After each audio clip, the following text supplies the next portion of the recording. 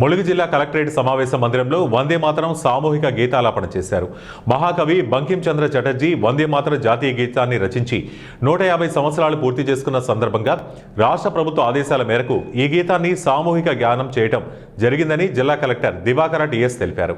ములుగు జిల్లా కలెక్టరేట్ సమావేశ మందిరంలో జిల్లా కలెక్టర్ దివాకర టిఎస్, అదనపు కలెక్టర్ సిహెచ్ మహేందర్, సంపత్ రావులతో కలిసి వందే మాతర గీతాన్ని సామూహికంగా ఆలపించారు. ఈ సందర్భంగా కలెక్టర్ మాట్లాడుతూ ప్రతి పౌరుడిలో దేశభక్తి భావాన్ని మరింతగా పెంపొందించేందుకు భారతదేశ చరిత్రలో వందే మాతరం గీతానికి గల ప్రాధాన్యతను చాటి చెప్పేందుకు వీలుగా చేపడుతున్నటువంటి వందే మాతరం సామూహిక గీతాలాపన కార్యక్రమాన్ని జిల్లా వ్యాప్తంగా చేపట్టడం జరిగిందని అన్నారు. ఈ కార్యక్రమంలో జిల్లా అధికారులు, కలెక్టరేట్ పరిపాలనా అధికారి, పర్యవేక్షకులు, కలెక్టరేట్ ఆవరణంలోని కార్యాలయాల సిబ్బంది తదితరులు పాల్గొన్నారు.